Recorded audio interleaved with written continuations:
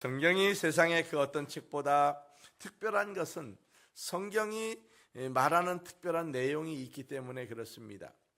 성경이 말하고 있는 내용은 구속사입니다. 성경을 잡고 사람들이 그 안에서 윤리적인 것을 강조하거나 윤리를 찾아내는 경우가 많아요. 성경은 윤리적인 얘기를 말하는 책이 아닙니다. 성경은 윤리에 관한 것을 강조하는 것도 아닙니다. 그냥 하나님의 백성이 살아가는 삶의 도리에 관한 얘기를 하는 것이지 그것을 윤리로 말하지 않습니다. 윤리는 세계 민족과 지역과 상황마다 윤리는 다 달라요. 윤리를 여러분 우리가 내가 성경에 이거 윤리로 맞는 말이다 해서 그것이 다 똑같으냐? 그렇지 않아요. 성경은 그런 것에 관한 이야기를 하는 것이 아니고 성경은 단 하나의 초점을 맞추고 있는데 그것은 구속사입니다. 구속사라고 하는 말은 하나님의 구원 역사라고 하는 말입니다. 하나님께서 타락한 인간이 하나님을 떠나서 배반해서 나갔을 때에 그 저주받은 인생이 지옥을 향하여 가기 때문에 어떻게 그들을 하나님의 백성으로 돌이킬 수 있을까에 관한 이야기를 다루는 것이 성경입니다. 그래서 성경에 내오는 특별한 내용은 바로 구속사입니다. 그래서 성경을 읽을 때 모든 초점을 어디로 보느냐? 바로 구속사로 봐야 됩니다. 그래서 성경의 내용이 나를 구원하는 구원과 관련이 없다면 특별히 읽을 이유가 없는 것입니다. 여러분이 특별히 윤리적인 그런 내용이 필요하십니까? 얼마든지 윤리적인 내용은 수없이 많습니다. 이 땅에 좋은 책들이 많이 있습니다. 성경이 특별한 것은 바로 그런 이야기를 하는 게 아니고요. 인간의 마음을 풀어주는 것도 아니고 성경은 오직 딱 가장 초점이 인간의 구원에 관한 이야기를 다루는 내용입니다. 그래서 성경을 읽어나갈 때 이 성경 속에서 나의 구원이 있느냐를 보면 되는 거예요. 나와 이 구원의 관계가 없으면 성경은 사실은 나와는 상관이 없는 책입니다. 그래서 성경은 정확하게 하나님의 구원의 역사를 창세기 1장부터 요한계시록 끝절까지 그 내용을 서술하고 있는 것입니다. 이 구원의 역사의 시작은 어디로부터 출발하느냐? 아브라함으로부터 출발합니다. 그 첫 번 아브라함과 하나님께서 언약을 하시는데 그 언약이 창세기 15장에 나옵니다.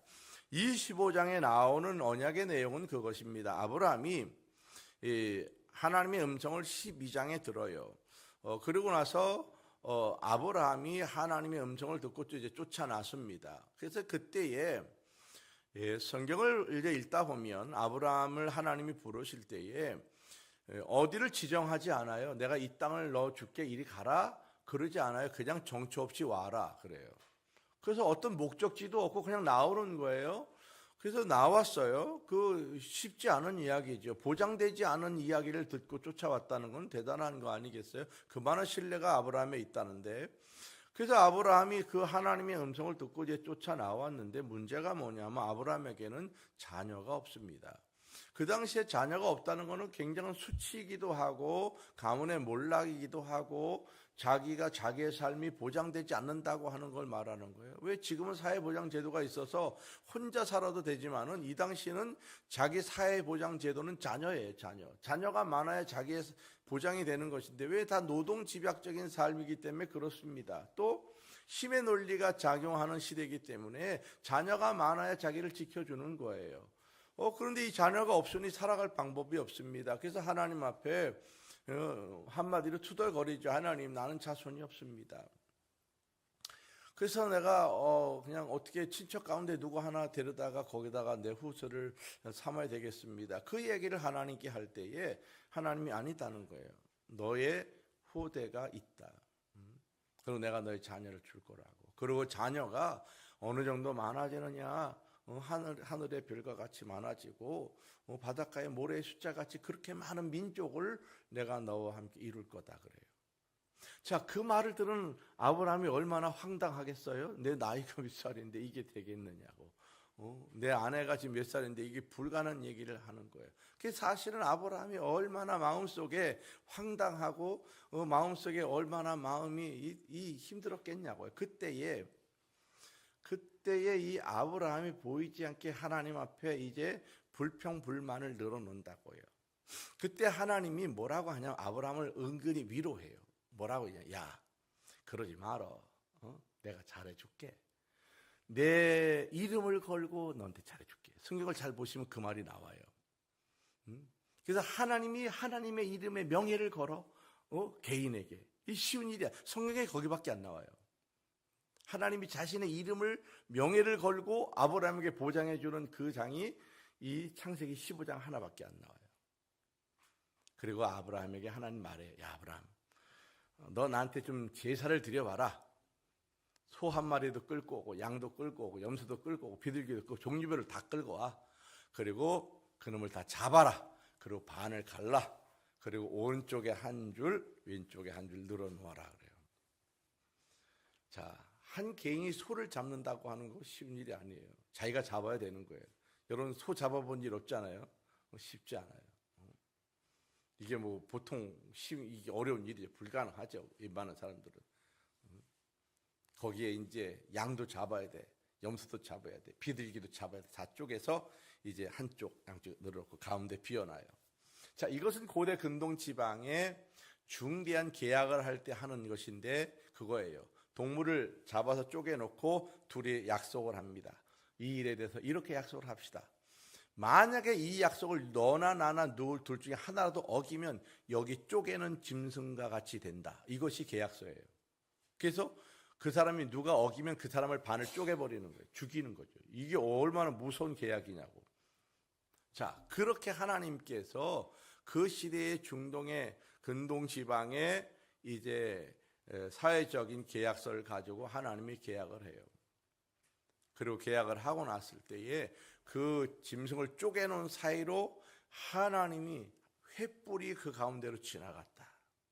이런 내용이 창세기 15장에 나오는데, 자, 그것을 횃불 언약이라고 말합니다. 이 횃불 언약은 하나님이 일개 개인인 아브라함을 선택하는 거예요. 그리고 그 아브라함의 삶을 내가 보장해 주겠다.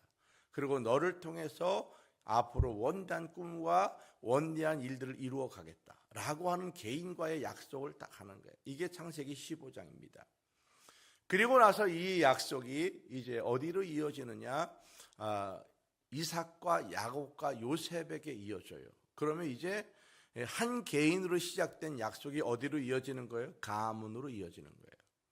이 가문에서 이제 야곱이 나오지 않습니까? 야곱에게는 아들이 얼마나 있어요? 12아들이 있는 거예요. 그래서 이 사람들이 12지파가 되어지고, 이 12지파가 대표적 민족이 되어서 이제 하나님께서 민족적인 계약을 하게 됩니다. 오늘 출애굽기 24장은 바로 한 개인인 아브라함과 횃불 언약을 창세기 15장에서 맺고, 그 계약서를 연장해서 어디까지 왔느냐, 바로 12아들 12지파의 민족에게까지 이제 계약서를 연장해 가는 계약서가 오늘 창세기 출애굽기 24장에 나오는, 이것을 시내산 언약이라고 말합니다. 이스라엘 민족들은 이 하나님의 아브라함의 계약이 이제 어디까지 이어지느냐 하면 다윗과 솔로몬 시대까지 이어져서 솔로몬 시대에 솔로몬의 범죄로 말미암아 12지파가 한 지파와 11지파로 나눠져요. 북쪽에 이스라엘을 11지파가 가고 남쪽에 한 지파, 유다 지파만 남게 됩니다. 그래서 이게 북쪽의 11지파는 아수르에 의해서 528년에 완전히 멸망해요. 완전히 멸망해서 민족 자체가 없어져 버려요. 그리고 남쪽의 이스라엘의 민족, 유다 민족만 하나만 남습니다. 그래서 이 유다 민족 하나만 남게 되는데, 이 유다 민족은 바로 유다의 후손들을 말하는 것이고, 이 유다의 후손들을 지금 우리는 유대인이라고 말하는 것입니다. 유대 땅이라고 하면 유다 사람의 땅이라는 말이고, 그 땅은 지금의 이스라엘 땅을 말하는 거예요. 이 사람들이 지금껏 남아서 이 아브라함 개인과 계약했던 횃불 언약으로 시작해서 출애굽기 24장에 나오는 시내산 언약을 하고, 이제 그 언약이 어디까지 이어지느냐, 바로 2000년 전에 예수님이 오시기 직전까지 이 언약이 이어지고, 예수님이 오심으로 말미암아 이 언약이 어디로 이어지느냐, 십자가의 언약으로 이어져서 우리에게 오는 것입니다.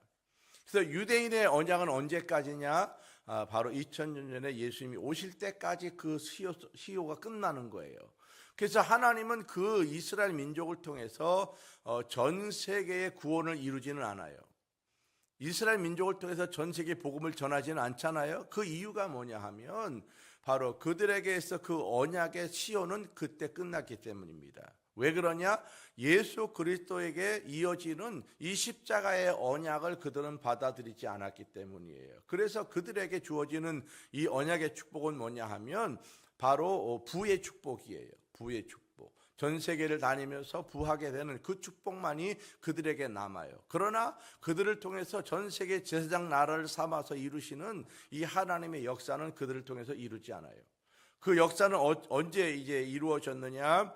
바로 사도행전의 1장 8절로 이어지는 성령의 역사로 말미암아, 이 사도행전 이전은 성령의 역사로 말미암아 모든 십자가의 언약을 믿는 그리스도의 심령으로 이어지고, 그것이 이 제사장 나라가 되어 전 세계로 하나님의 복음을 증거하는 지금 그리스도인에게 이어지는 것입니다. 이것이 구원 역사의 흐름이에요. 자, 오늘 그 중에서 출애굽기 24장에 있는 것은 바로 이 창세기 15장의 횃불 언약에 이어서 이스라엘 민족에게 이어지는 이 시내산 언약에 관한 말씀을 오늘 나누는 것입니다. 오늘 본문 출애굽기 24장 4절에 보면 이 언약을 이스라엘 12지파를 상징하는 12돌 기둥을 세우고 언약을 갱신하는 내용들이 그 오늘 본문에 나옵니다. 하나님은 출애굽기 6장 5절에서 아브라함과 이삭과 야곱에게 세우신 언약을 기억하심으로 이스라엘 백성들에게 구원을 이루신다라고 말씀해요.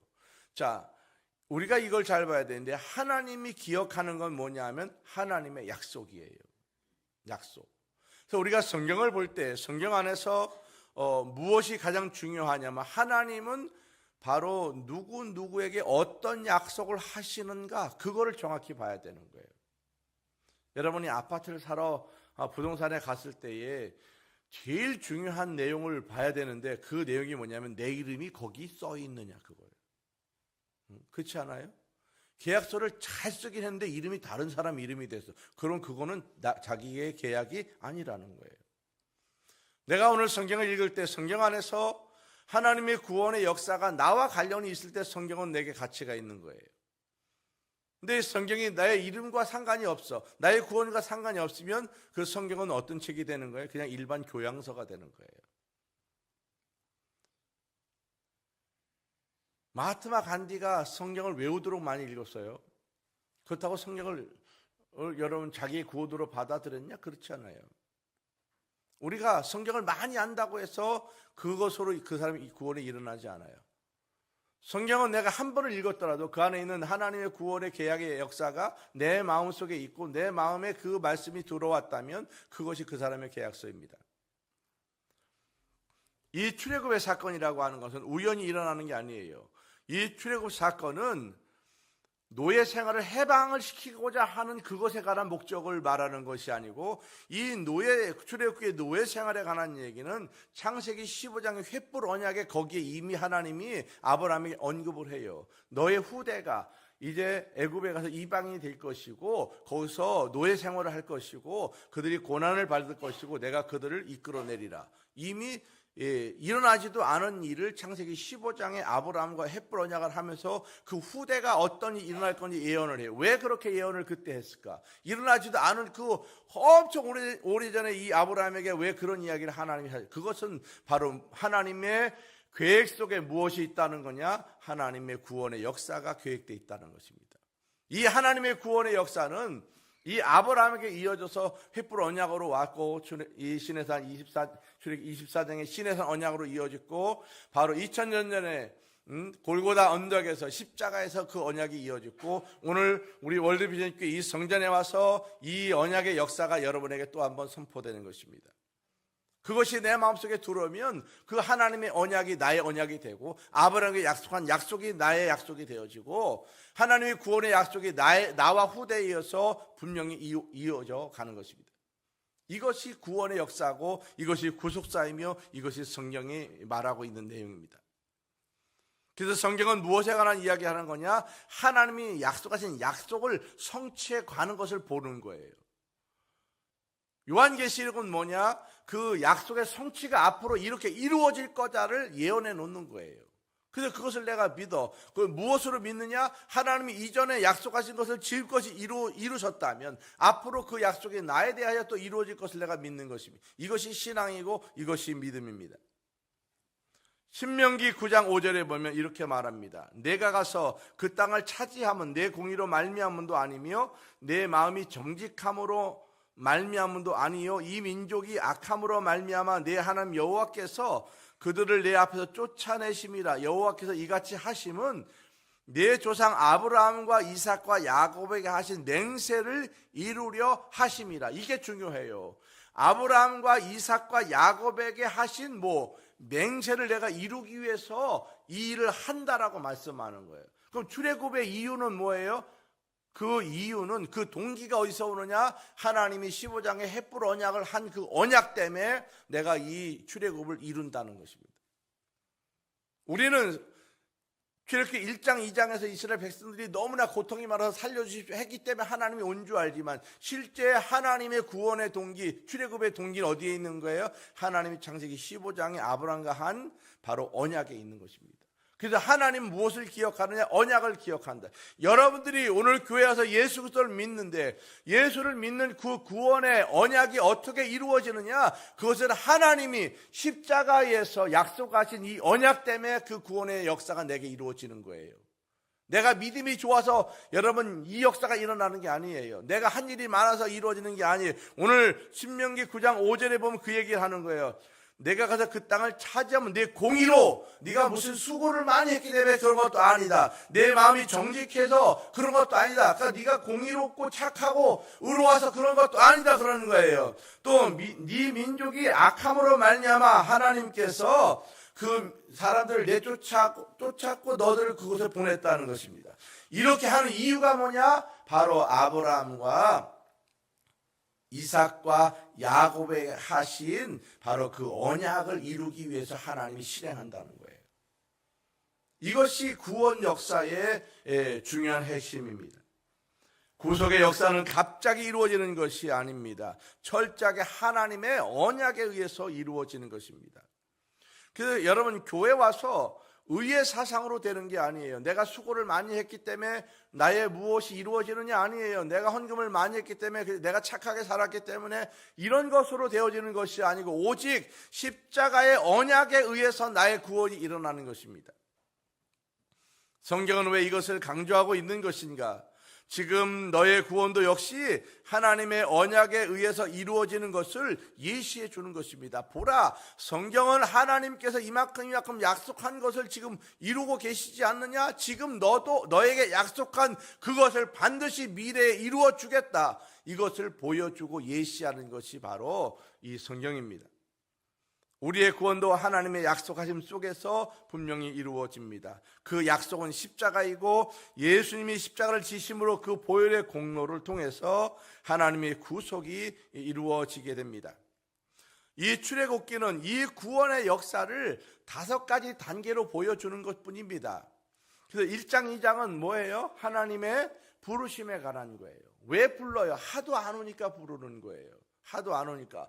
이 부르심의 동기가 뭐냐면 고통입니다. 고통. 사람이요, 고통받으면 약해져요. 사람이 여러분 돈이 떨어져 봐요, 약해져요. 병원에 입원해 봐요, 마음이 약해져요. 정말 약해집니다. 돈 떨어지면요 정말 약해져요. 마음이 다 약해져요. 연약해져요. 고통받고 어려워지면 마음이 약해지는 거예요.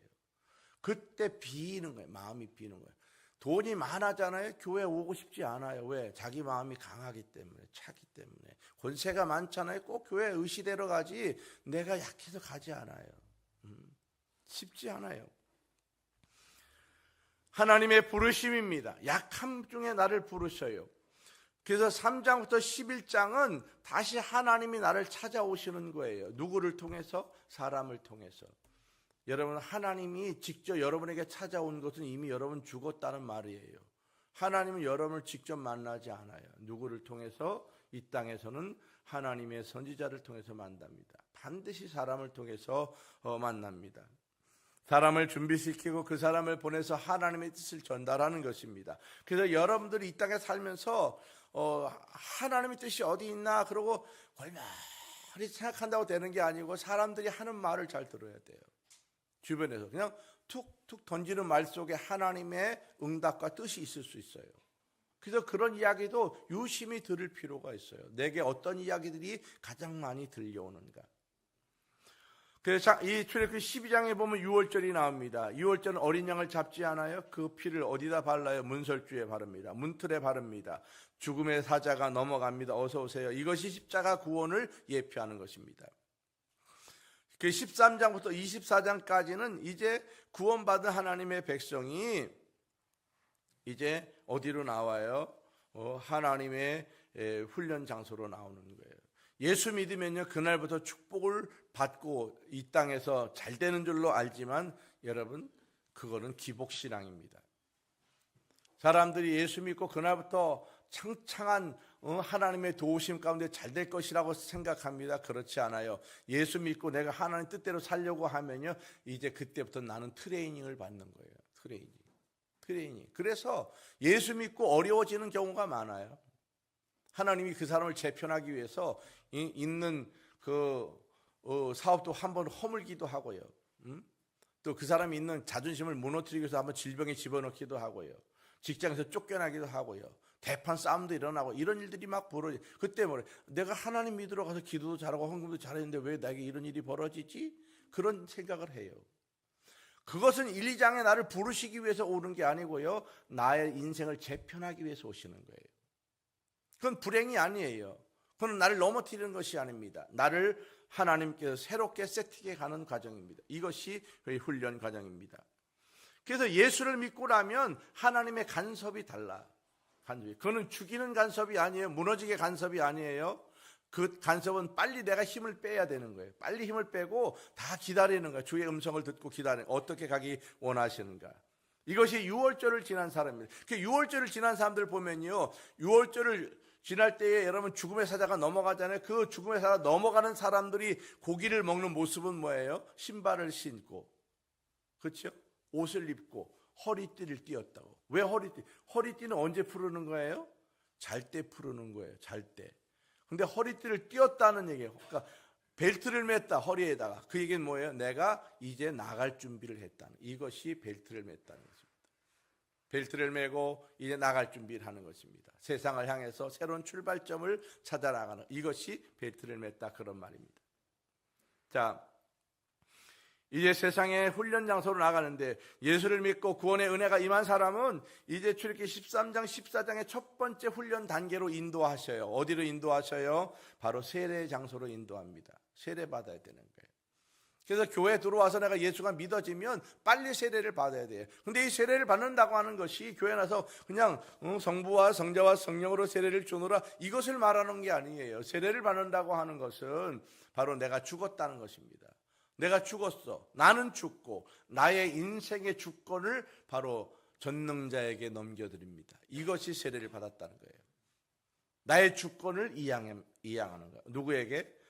하나님에게 이양하는 거예요. 그 주권을 이양한 사람이 그 표시를 해야 돼. 주권을 이양한 표시. 그 표시가 무엇이냐? 첫 것을 드린다는 것이에요. 첫 번째. 첫 것은 제일 좋은 것을 하나님께 이양한다는 것입니다.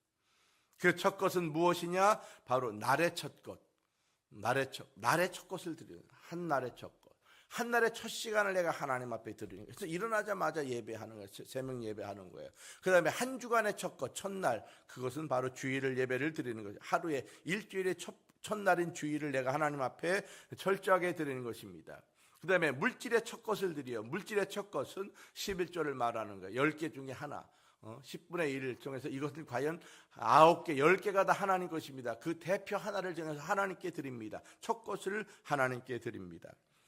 그 다음에 자기 몸의 첫 것을 드려. 몸의 첫 것은 뭐냐면 내 몸이 건강함에 대하여 헌신하는 것. 무엇인가 하나님 앞에 헌신하는 것입니다. 또 자기 자녀의 첫 것, 자기 가문의 자녀들의 첫 번째 자녀의 이름으로 그 자녀가 하나님의 종이 될 수 없기 때문에 그 자녀의 이름으로 내가 하나님의 복음을 증거할 수 있는 선교 예물을 정해서 드리는 것. 이것이 주권을 이양한다는 말이고 세례를 받았다고 하는 말을 말하는 것입니다. 자, 그것이 된 사람은 그 다음에 하나님의 성령의 충만함을 받으라고 말합니다. 그래서 기도 생활을 하는 거예요. 그때부터 기도 생활. 그래서 하나님의 음성을 듣게 되는 것이고 하나님 무엇이라고 말씀하는지 가슴에 새깁니다. 이제 그 사람이 이제 그 다음에 어디로 가느냐 하면 세상의 유혹을 이기기 위해서 광야로 가요. 그 첫 번째 광야가 수르 광야입니다. 수르 광야에서는 자기가 세상에서 예수 믿고 기대했던 게 많아요. 내가 예수 믿었으니 헌금했으니 헌신했으니 새벽기도해서 잘 될 것이다. 기대가 많았는데 오히려 반대로 막 어려워지고 망하고 힘들어지고 사기당하고 막 그러는 거예요. 그럴 때 내 기도가 무너졌어. 그러면 무엇을 붙잡으라? 너는 빨리 십자가를 붙잡으라는 것입니다. 십자가의 인도함을 받으라. 십자가 붙들고 네가 새롭게 시작하라. 이게 수르 광야입니다. 너의 기대를 하나님은 너의 기대를 맞추는 분이 아니라는 것입니다. 하나님의 기대에 맞춰서 네가 따라오라는 것이지 너의 기대에 맞춰서 하나님이 너를 쫓아가는 분이 아니라는 것입니다. 이것이 수르 광야의 교훈입니다. 신광야의 양식이 떨어집니다. 먹을 것이 그때 뭐라고 그래요? 만나는 반드시 새벽에 네가 고난이 왔느냐? 너의 인생에 먹을 것이 떨어지냐? 그러면 하늘을 보라는 거. 언제부터? 새벽부터. 그래서 40년간 끊임없이 새벽마다 만나가 내립니다. 너의 인생 모든 먹을 것은 내가 하늘에서 내린다고 하는 것입니다. 르비딘 광야로 인도합니다. 물이 없습니다. 세상에 이 바위를 쪼개서 샘물이 솟아납니다. 이제 네 마음이 얼마나 굳어졌느냐? 인생을 굳어진 너의 마음을 쪼개서 이곳에서 하나님의 생수의 말씀의 흐름이 있게 하라는 것입니다. 네가 하나님의 성령으로 충만해지고 그 은혜 가운데로 너가 들어가라고 하는 것을 교훈합니다. 그 다음에 아말렉 광야, 네 번째 광야로 가면 이건 사람에 관한 광야입니다. 사람을 만나서 사기당하고 사람 만나서 어려움을 당하고 어려운 사람을 만나서 내가 직장에서 괴롭힘을 당하고 어려운 사람 만나서 오히려 배반당하고 이런 문제가 막 다가와요. 이런 문제가 바로 아말렉 광야예요. 아말렉 사람 때문에 고통받는 것입니다. 여기에 이제 여호수아가 나가서 전투합니다. 모세는 산에 올라서 기도합니다. 그가 기도할 때에 팔이 아파 내려오니까 아론과 홀이 손을 붙잡아 줍니다. 여러분 여기서 교훈은 뭐냐면 너가 세상에 사람 때문에 만나는 고난이 있느냐? 그렇다면 너와 함께 기도할 수 있는 사람이 필요하다는 거예요. 여러분에게 최소한 내가 어려움을 당했을 때 여러분을 위해서 기도해 줄 사람이 두 사람은 있어야 돼요. 반드시 양쪽에서 두 사람. 여러분 부탁할 사람이 있으세요?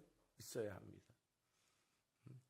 우리는 나 기도해 주세요. 그렇게 하면 안 된다 그랬죠. 그건 기도해 주지 않아요. 그 말 듣고 내가 목숨을 걸고 기도할 수 있는 사람이 거의 없어요. 아마 아내도 그렇게 안 해줄 거예요. 자기 남편도 그렇게 기도해 주기 어려워요. 물론 가족이기 때문에 기도할 수 있죠. 부모는 가능할 수 있어요.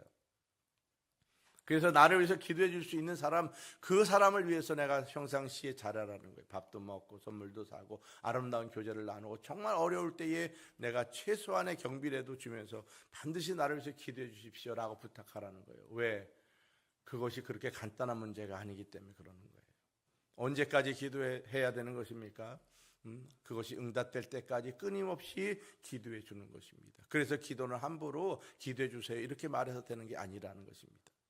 자, 마지막에 보면 신의 광야로 인도합니다. 신의 광야에서 기도력이 떨어지지 않습니까? 세상은 혼자 살 수 없습니다. 연합해서 사는 것이고 연합해서 교회 안에서 하나님의 나라를 만들어가는 동반자들이 돼야 됩니다. 같이 가는 거예요. 그래서 여러분 교회는 홀로 왔다 갔다 하면 안 돼요. 같이 서로 연계해, 같이 밥도 먹고 이야기도 하고 전화도 하고 카톡도 하고 서로 축하도 해주고 이렇게 연대하는 거예요. 이것이 아주 잘하는 것입니다. 자, 그리고 나서 이제 하나님께서 이 5대 광야를 지나서 세상에 살아갈 힘을 이제 얻게 해요. 이것이 길어지는 사람도 있고 짧아지는 사람이 있고, 이 통과를 빨리 하면 짧아지는 것이고 통과가 안 된 사람은 계속 길어지는 거예요. 그리고 나서 19장부터 24장까지 나오는데 이제 여기서부터 중요합니다. 19장에서는 무엇이 나오느냐? 시내산에 백성들이 모여요. 하나님 모이라고 해요.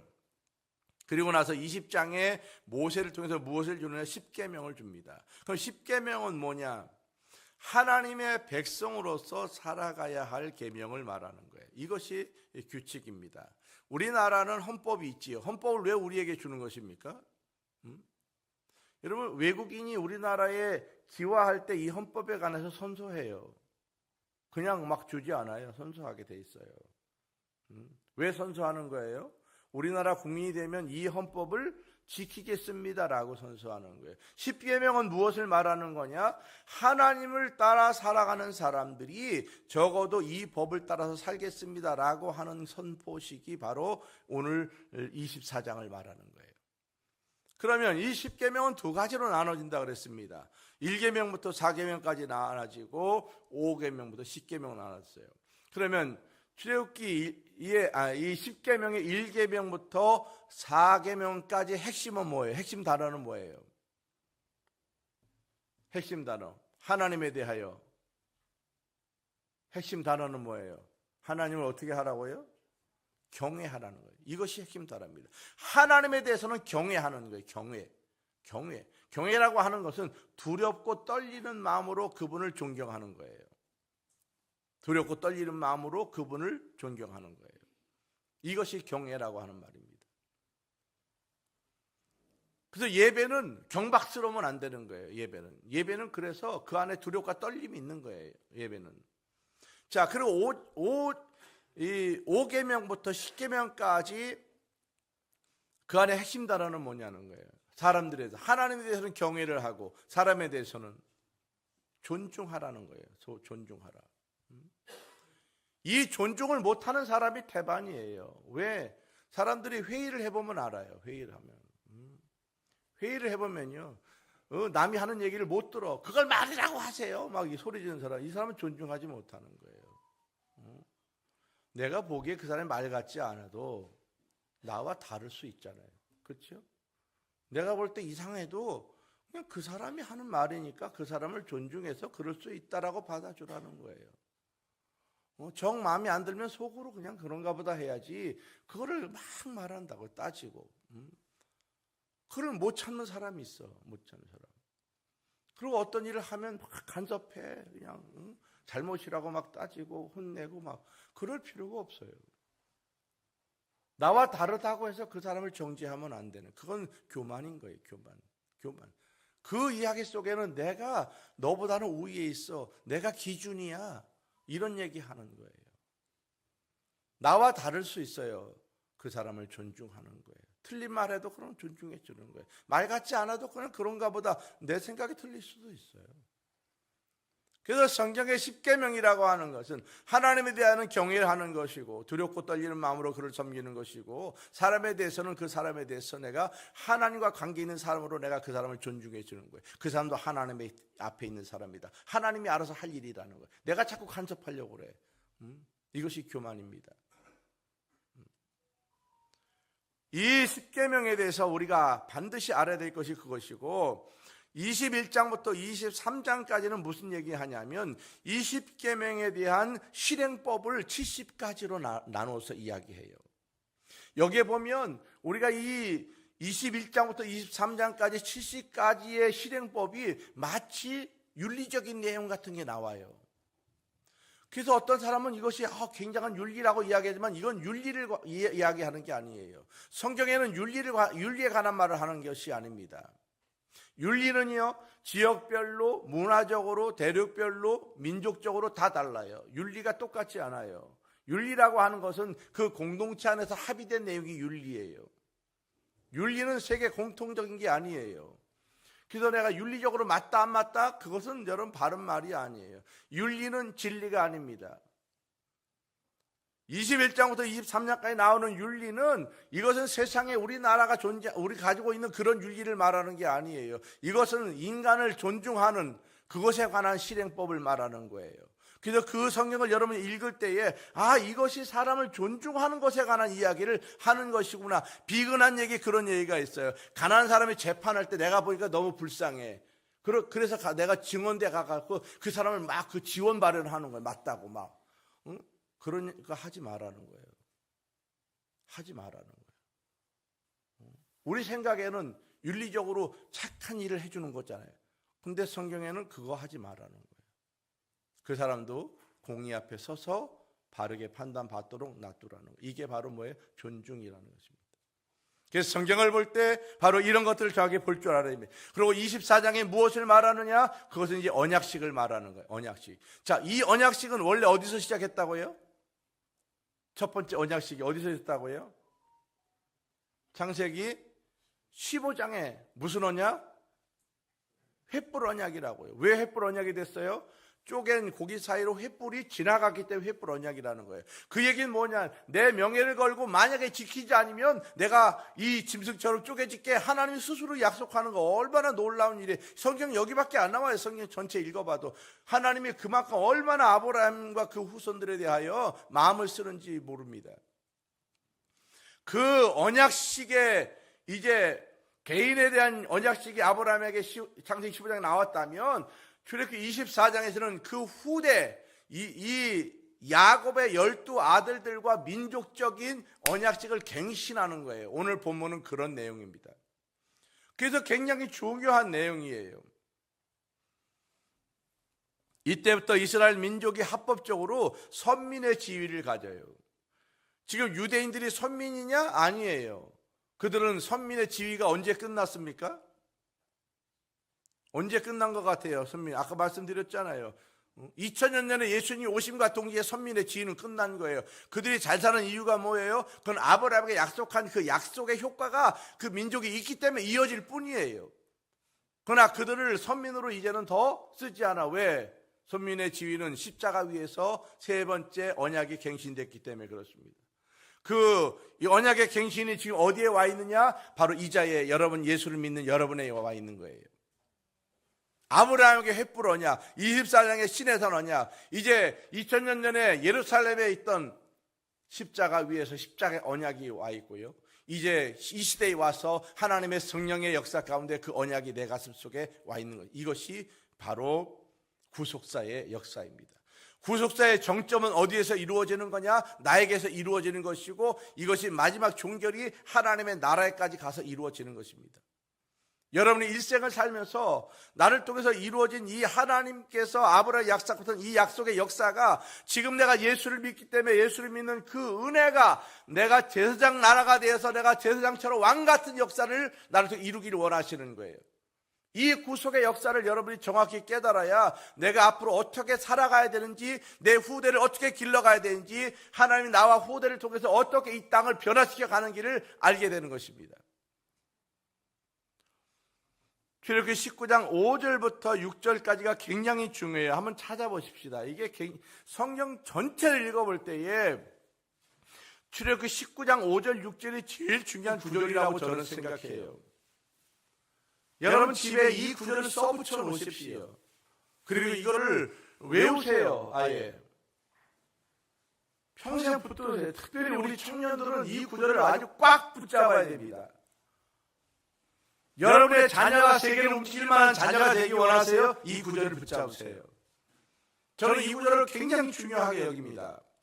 자, 가십시다. 5절 시작. 세계가 다 내게 속하였나니 너희가 내 말을 잘 듣고 내 언약을 지키면 너희는 모든 민족 중에서 내 소유가 되겠고 너희가 내게 대하여 제사장 나라가 되며 거룩한 백성이 되리라. 너는 이 말을 이스라엘 자손에게 전할지니라. 자, 그러면 이것은 누구에게 한 말이에요? 이스라엘 백성들에게 한 말이에요. 그런데 이 구원의 역사가 어디에서 이루어져야 의미가 있다고 그랬어요? 구속의 역사가 창세기 15장에 아브라함에게 시작됐어요. 이 출애굽기 24장에 누구에게 이루어졌어요? 이스라엘 민족에게 이루어졌어요. 그 민족에게 이루어진 이 언약의 갱신이 2000년 전 골고다 산상에서 십자가 위에서 또 한 번 갱신이 됐어요. 그 갱신과 동시에 유대인들의 이 지위는, 선민의 지위는 끝났고 그 선민의 지위가 십자가 위에서 이루어져서 지금까지 우리에게 왔는데 그 언약의 갱신의 역사가 어디에서 종결이 되어지느냐? 나에게 종결이 되어야 되는 거예요.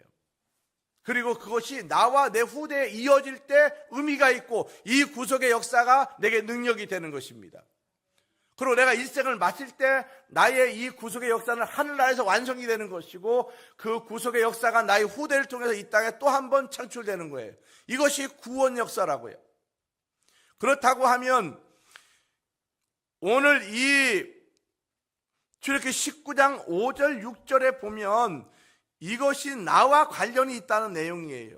나에게 의미가 있어요. 이것이 어떻게 의미가 있느냐, 거기 보면 너희라고 하는 말이 나와요. 너희. 이 너희는 누구를 말하는 거냐? 이스라엘 민족을 말하는 거예요. 그런데 이스라엘 민족은 이미 2000년 전에 그 하나님의 언약의 시효가 끝났다고요. 그리고 그 시효가 어디로 옮겨왔느냐? 십자가로 옮겨왔다고요.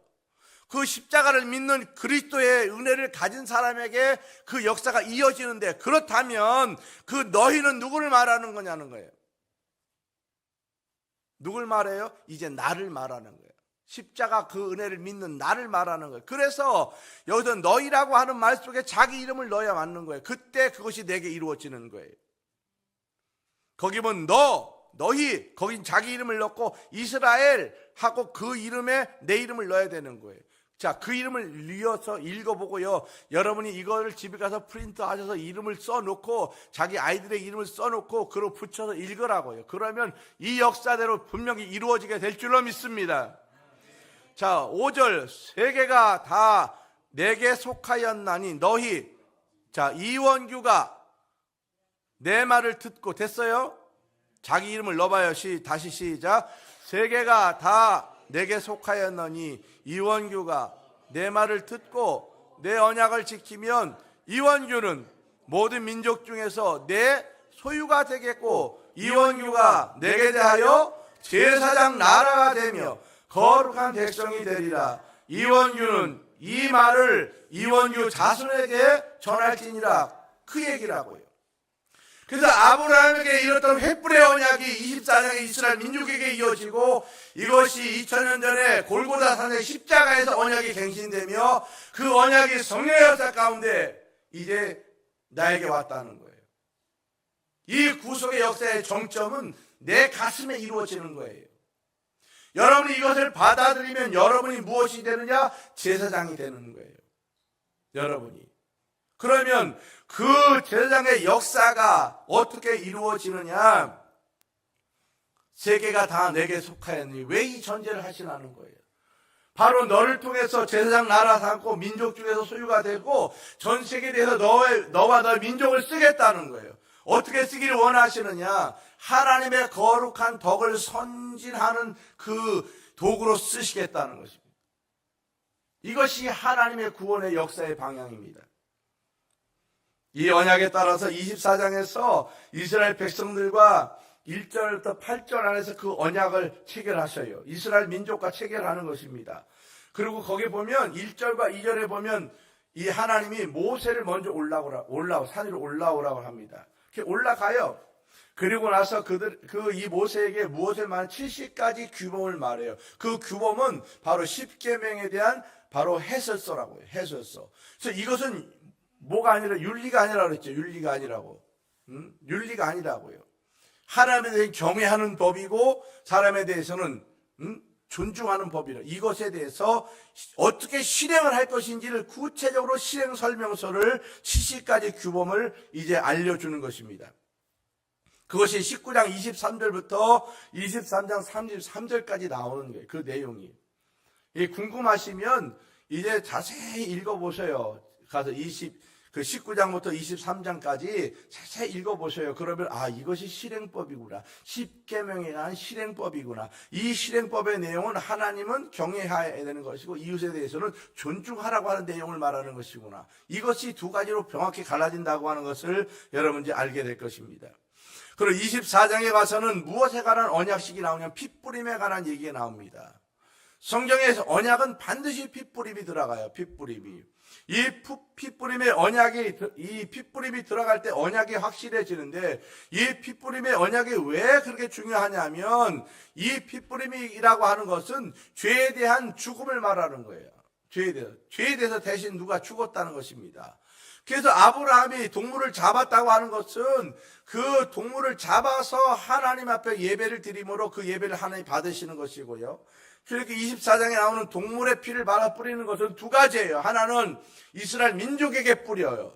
이 12지파에게. 그래서 12돌에다가 뿌리고요. 또 하나는 바로 백성들에게 일일이 다 뿌린다고요.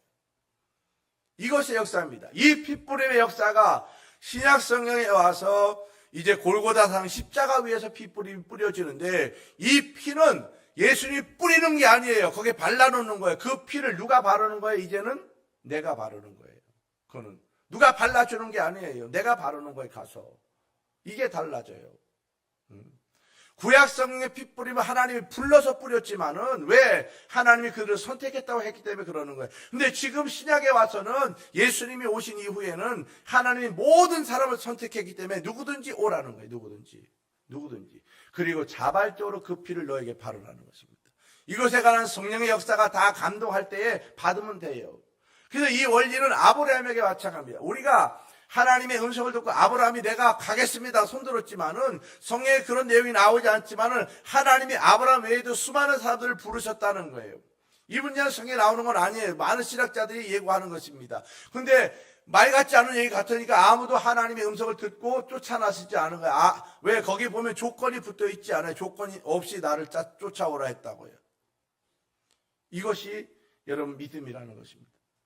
내가 십자가 예수 때문에 하나님 나 이렇게 해주면 예수 잘 믿을게요. 내가 이렇게 해주면 내가 예수 잘 믿을게요. 이런 조건을 갖고 나를 부르지 않아요. 그냥 너의 죄의 용서를 위해서 네가 오라는 것입니다.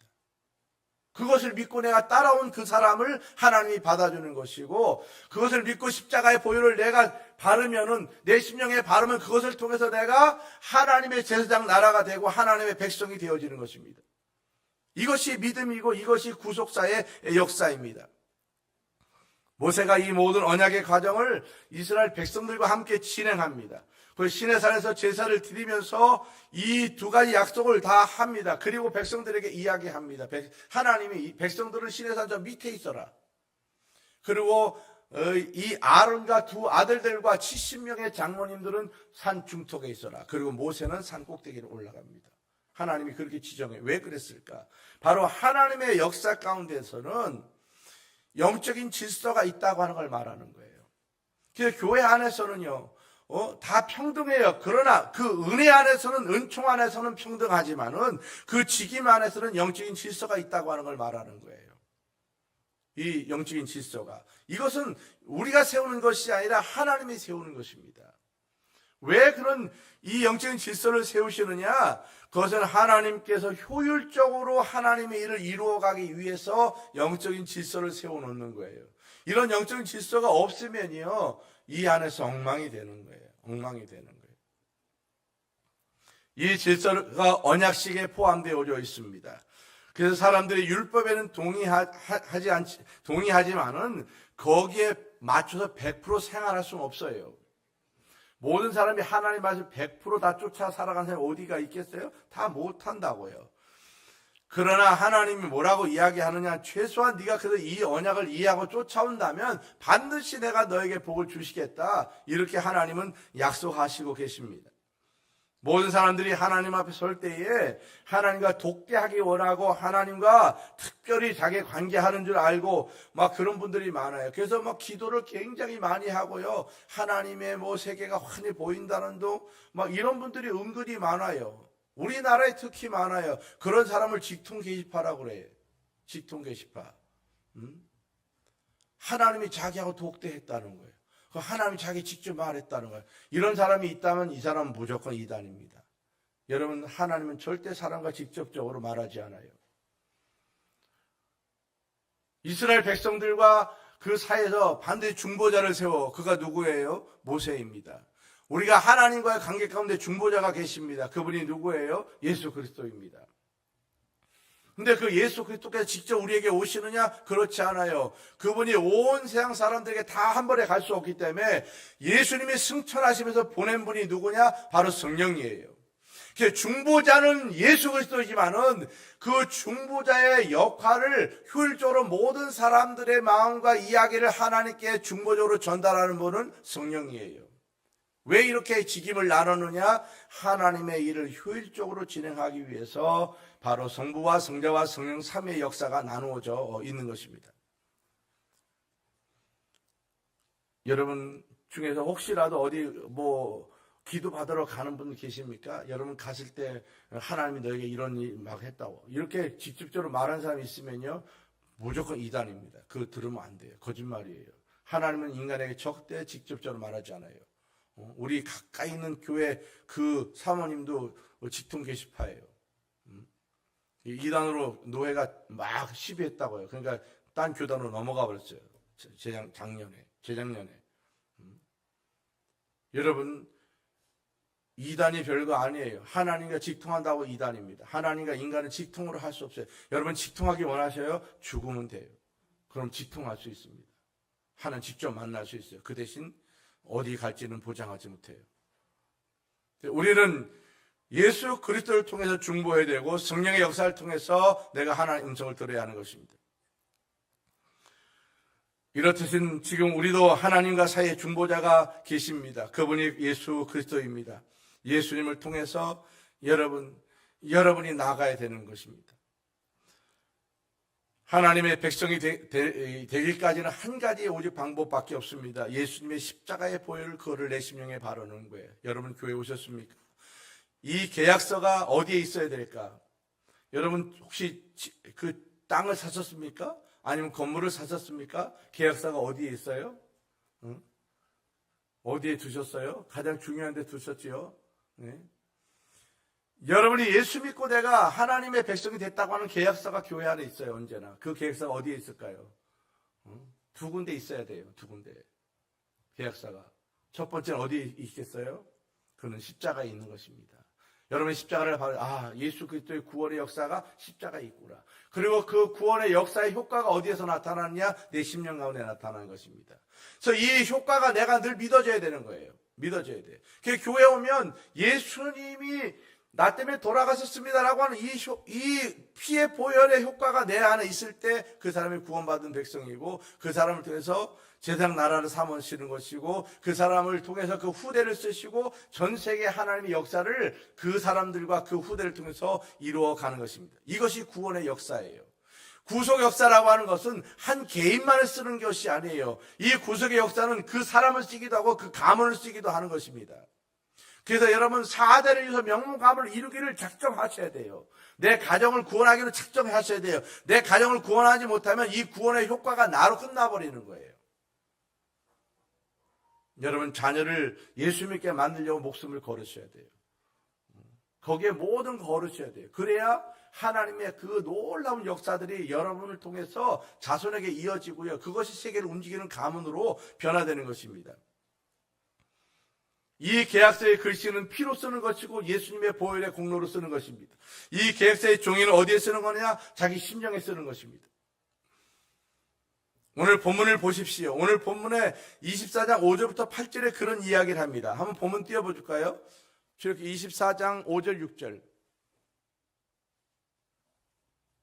자, 5절 갑시다. 시작. 이스라엘 자손의 청년들 시작. 이스라엘 자손의 청년들을 보내어 여호와께 소로 번제와 화목제를 드리게 하고 6절 모세가 피를 가지고 반은 여러 양푼에 담고 반은 제단에 뿌리고 7절 언약서를 가져다가 백성에게 낭독하여 듣게 하니 그들이 이르되 여호와의 모든 말씀 우리가 준행하리이다. 8절 모세가 그 피를 가지고 백성에게 뿌리며 이르되 이는 여호와께서 모든 말씀에 대하여 너희가 세우신 언약의 피니라. 피를 어디에 뿌렸어요? 하나는 12 제단에 뿌렸어요. 각 지파별로. 그렇죠? 이거는 후대를 말하는 거예요. 후대를 말하는 그 후손들 민족을 말하는 거라고요. 그리고 어디에 뿌렸어요? 약속을 딱 믿음을 가지고 그렇게 수행하셨습니다. 서약을 하고 나니까 어디에 뿌렸어요? 그 백성들에게 뿌렸다고. 내 가슴에 뿌리는 걸 말하는 거예요. 여러분 이 십자가의 피가 그 믿는 자의 가슴에 늘 발라져 있어야 되는 거예요. 그래서 예수를 믿었다가 안 믿었다가 가면 자기의 피가 퇴색돼 버리는 거예요. 무엇에 의해서? 세상의 세파에 의해서. 그리고 무엇이 드러나요? 자기의 죄가 드러나는 거예요. 그래서 한 번 예수 믿으면 끝까지 천국 가느냐? 그렇지 않아요. 이 예수는 끝까지 내가 믿을 때, 보혈이 날마다 새롭게 덮어 씌워질 때 그 사람의 구원이 일어나는 것이지, 한 번 믿었다가 오래 어쩌다 와서 여러분 그 사람의 구원이 취소될 수도 있어요. 취소되는 것이 아니라 이루어지지, 완성이 되지 않는 거예요. 구원은 예약됐지만은 그 예약을 내가 가서 실행하지 않기 때문에 그 예약이 완성되지 않는 거예요. 여러분이 지금 예수를 믿는 것은 내가 구원받음에 대한 예약이지, 이건 확증이 아니라고요. 비행기표를 내가 예약했다고 해서 그 비행기가 내 비행기 되는 거 아니에요. 내가 탈 때 내 비행기가 되는 거예요. 그렇죠? 내 비행기표를 버려버렸어. 내가 그 시간에 가지 않았어. 그 비행기는 내가 탈 수 없는 거예요. 내가 오늘 예수 믿었어요. 근데 어떤 일로 내가 삐치고 상처 나서 내가 교회 안 오기로 했어요. 그거를 그 사람의 구원이 이루어지지 않을 수 있는 것입니다. 그래서 예배는 끊임없이 와서 무엇을 보는 거예요? 십자가를 와서 이 계약서가 나에게 십자가에 있구나. 이 계약서가 내 마음에 있고, 이걸 확인하는 거예요. 그리고 하나님 두려워 떨리는 마음으로 경외하고 이웃을 존중하면서 내가 하나님 앞에 서는 것입니다. 그리고 내가 나를 통해서 하나님의 거룩한 민족의 백성이고 하나님의 특별한 제사장이 되어서 전 세계를 통하여 하나님의 거룩한 은혜의 덕을 끼칠 수 있는 능력을 내게 주십시오. 이거를 기도하고 가는 사람에게 하나님이 그거를 주는 거예요. 여러분이 그것을 위해서 준비하고 기도하고 가면 하나님이 여러분의 자손을 그렇게 쓰는 것입니다. 아멘. 히브리서 10장 10절에서 14절에 이런 말이 나와요. 그 뜻을 따라 예수 그리스도의 몸을 단번에 들이심으로 말미암아 우리가 거룩함을 얻었노라. 제사장마다 매일 서서 섬기며 자주 같은 제사를 드리되 이 제사는 언제나 죄를 없게 하지 못하거니와, 동물로 드리는 제사는 유보예요. 유보. 죄의 문제를 유보해 놓는 거예요. 마음을 달래서 조금 유보해 놓는 거예요. 완벽히 없어요. 예수 그리스도만이 이 죄의 문제를 덮어서 없애버리는 것입니다. 12절에 오직 그리스도는 죄를 위하여 한 영원한 제사를 드리고 하나님 우편에 앉으사 그 후에 자기 원수들을 자기 발등상이 되게 하실 때까지 기다리시나니 그가 거룩하게 된 자들을 한 번의 제사로 영원히 온전하게 하셨느니라. 그래서 예수 그리스도의 십자가의 보혈이라고 하는 것은 영원한 완결이에요. 내가 믿으면 그 완결의 역사가 내가 하늘나라 갈 때까지 이루어지는 것입니다. 여러분이 교회를 떠나지 않고 예수를 떠나지만 않으면 되는 것입니다. 그래서 여러분, 여기서 누가 싫어? 그래도 와야 되는 거예요. 누가 미워? 그 와야 되는 거예요. 담임 목사가 꼴 보기 싫어? 그래도 교회는 와야 되는 거예요. 이것이 구원의 역사를 이루는 거예요. 누가 싫다고 저리 가고 누가 싫다고 저리 가고, 그 사람은 평생 가도 구원의 역사가 이루어지지 않을 수 있어요. 하나님의 구원의 역사는 그렇게 가는 것이 아닙니다. 내가 떠나지 않으면 우리 주님은 나를 버리지 않았습니다. 내가 배반하지 않으면 우리 주님은 나를 배반하지 않으십니다. 출애굽기 24장 11절에 보면 하나님께서 그 백성들이 가까이 오는 것을 그 이후에 용납하셔요. 계약서가 이루어지고 나서. 그리고 용납하십니다. 그리고 그들에게 무엇을 먹고 마시도록 허락하시고요, 새로운 활력을 주시고 용기를 주시고 위로까지 해주신 역사들을 기록해 봅니다. 왜 그렇게 하시느냐? 이 시내산 언약을 통해서 이스라엘 백성들을 제사장 나라로 만들어 가려고 하는 거예요. 제사장 나라. 여러분, 제사장 내가 가문이 되겠다라고 다짐하고 가시기를 축복합니다. 내가 제사장 가문이 되겠다. 내가 이 제사장 가문이라고 뭐냐 하면 세상을 내 가문이 책임지겠다는 거예요. 이게 굉장히 중요한 생각입니다. 이것이 성경의 구속사예요. 나만 구원하는 게, 개인의 구원만 이루어지는 게 아닙니다. 후대와 가문을 쓰시는 것입니다. 구약성에서는 민족을 썼지만은 이제는 가문을 쓰신다고요. 지금 우리는 어떤 상태가 되었습니까? 베드로전서 2장 9절 10절에 이렇게 말씀합니다. 그러나 너희는 택하신 족속이여 왕같은 제사장들이여 거룩한 나라여 그의 소유된 백성이니 이는 너희를 어두운 데서 불러내어 그의 기이한 빛에 들어가게 하신 이 아름다운 덕을 선포하게 하려 하십니다. 왜 나를 제사장 가문 삼으려고 하느냐? 하나님의 아름다운 덕을 선포하게 하려고 하신다는 거예요. 그렇게 하나님의 아름다운 덕을 세계에 선포하게 하시기 위해서 나의 배경을 바꿔주는 거예요. 그것이 물질의 축복과 건강의 축복과 사회적인 관계의 축복과 이러한 것들을 하나님의 대해서 리뉴얼 해주는 거예요. 나에게 새롭게 바꿔주는 거예요. 그렇게 만들어 가시는 것입니다. 근데 사람들이 교회 와서 이 아름다운 덕을 선포하는 데는 관심이 없고 내가 부자 되고 건강하고 잘 되고 내 삶이 번창하는 데 초점을 둔다면 이것은 만몬입니다. 만몬. 그래서 내가 하나님 앞에 잘 되는 이유가 뭐냐? 바로 하나님의 아름다운 덕을 세계에 선포하는 데 쓰임받는 거예요. 이것이 내 삶의 목적이고 구속 역사의 결론입니다. 여러분이 그렇게 쓰임받기를 축복합니다. 여러분이 가정적으로 행복하십시오. 그러나 여러분, 이 행복이 나의 행복으로만 끝난다면 기복신앙입니다. 이것이 이웃과 함께 나누어지고요, 이것이 더 많은 사람에게 나누어지고요, 내게 주신 하나님의 복을 나누어서 더 많은 사람들에게 하나님의 덕을 나누고 선전할 수 있다면 그것이 여러분에게 있어서 제사장 나라가 되어지는 일에 쓰임받는 것이고, 여러분을 통해서 이 아름다운 덕을 선포해 가는 것입니다. 그 가장 가까운 이웃이 여러분의 자녀고 가족입니다. 그들에게 내가 이것을 하지 못했다고 하면 더 큰 걸 기대할 필요가 없는 거예요. 그래서 죽자 사자 내 가족을 전도해야 되고 내 자녀를 하나님 앞에 세워줘야 되고, 그것만 해도 큰 일을 한 거예요. 그것만 해도. 그거를 넘어서 내가 누구를 변화시킬 수 있느냐? 아니, 가까이 있는 것도 변화시키지 못하는데 어떻게 멀리 가서 변화시키느냐? 그건 불가능한 것입니다. 여러분 보십시오. 내게 있는 하나님의 이 거룩한 성령의 역사가 불같이 끓어올라서 내 주변에 있는 사람을 변화시킬 수 있느냐? 여러분, 여기에 구속 역사의 능력이 있는 것입니다. 여러분이 그런 영향력을 끼칠 수 없다면 내가 지금 아직 내 심령이 메마른 거예요. 메마른 거예요. 그렇다면 광야 가운데서 아직 내가 더 바위를 쪼개야 되는 거예요. 그 심령 안에 들어가야 되는 거예요. 그 안에 들어가서 하나님의 성령의 역사가 내 안에서 펄펄 끓어서 성령의 충만함으로 이어질 때에, 여러분, 이 구속의 역사가 여러분 통해서 왕 같은 제사장의 직분을 감당할 수 있게 될 줄로 믿습니다. 여러분이 하나님께서 왕같이 쓰기를 원하십니다. 여러분 그렇게 가십시오. 여러분 자녀가 그렇게 가십시오. 여러분을 기다리는 사람이 이 땅에 많습니다. 여러분과 가문을 통해서 이루시고자 하는 놀라운 일들이 많고요, 여러분을 통해서 하나님의 축복의 통로가 되어지고, 여러분의 자녀를 통해서 세상의 축복의 통로가 되어지고, 세상에 하나님의 은총을 공급하고 이 공급자의 축복을 누리며 살기를 주의 이름으로 축복합니다.